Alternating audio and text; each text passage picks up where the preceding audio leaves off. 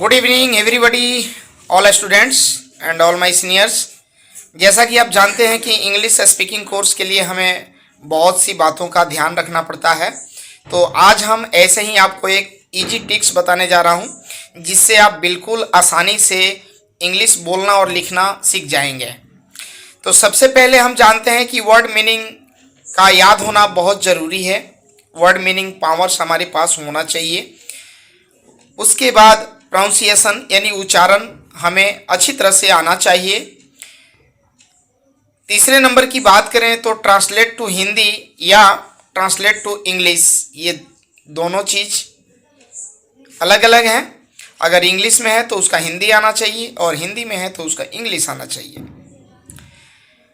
आगे हम बात करते हैं कि इंग्लिश सीखने के लिए सबसे पहले अल्फ़ाबेट वर्णमाला होना ज़रूरी है। अगर वो याद है तो आप आसानी से अक्षर पहचान सकते हैं। फिर उसके बाद में हमें वॉवेल और कंसोनेंट्स याद करने होते हैं। इसी प्रकार हमें ये पांचों स्टेप को ले करके और फिर हमें आगे बढ़ना होता है। ऐसे ही हम अपने जीवन की यानी दिनचर्या की सुबह से लेके और रात को सोने के टाइम तक जितने शब्द हम यूज करते हैं घरों में, यानी जो होम आर्टिकल्स वस्तुएं हैं या हमारी बोलचाल की जो भाषा है, तो उसके लिए हमने कुछ वर्ड मीनिंग तैयार किए हैं, जिससे हमें बोलने में काफ़ी आसानी होगी। तो आइए हम देखते हैं। जैसे कुछ ऐसे शब्द हैं जिनको हम रोज यानी डेली कहीं ना कहीं बोलते रहते हैं। तो आइए हम उसे इंग्लिश में जानेंगे और फिर उसके अर्थ हिंदी में भी जानेंगे।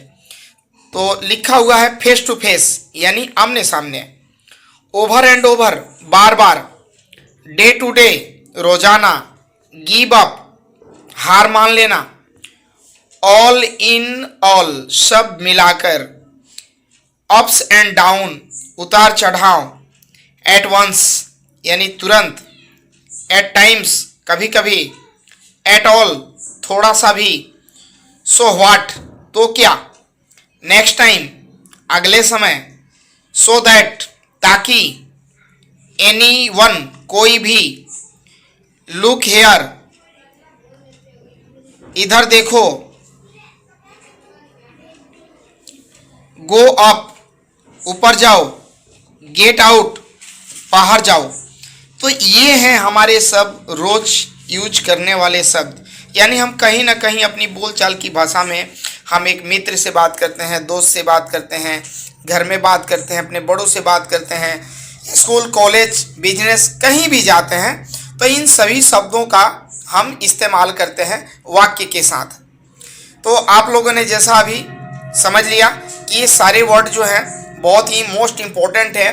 तो अगर आप इंग्लिश बोलना चाहते हैं तो ऐसे ऐसे रोज महत्वपूर्ण शब्दों को यानी इम्पोर्टेंट वर्ड को आप डेली यूज करें बोलने के लिए, किसी के सामने फेस करने के लिए।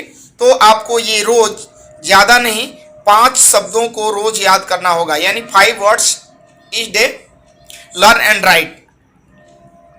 तो आप अगर 5 वर्ड डेली यूज करते हैं, याद करते हैं और आप सामने किसी भी पर्सन के साथ टॉक करते हैं, तो आप 2 से 3 महीने में अच्छी तरह से अंग्रेजी सीख जाएंगे। तो ये है आज का हमारा हार्ड वर्ड और छोटा सा टिप्स, जो आप इसे याद करेंगे तो आपको इंग्लिश टॉक करने में काफ़ी आसानी मिलेगी। तो हम फिर मिलते हैं नेक्स्ट वीडियो में नेक्स्ट डे। तब तक के लिए जय हिंद, जय भारत।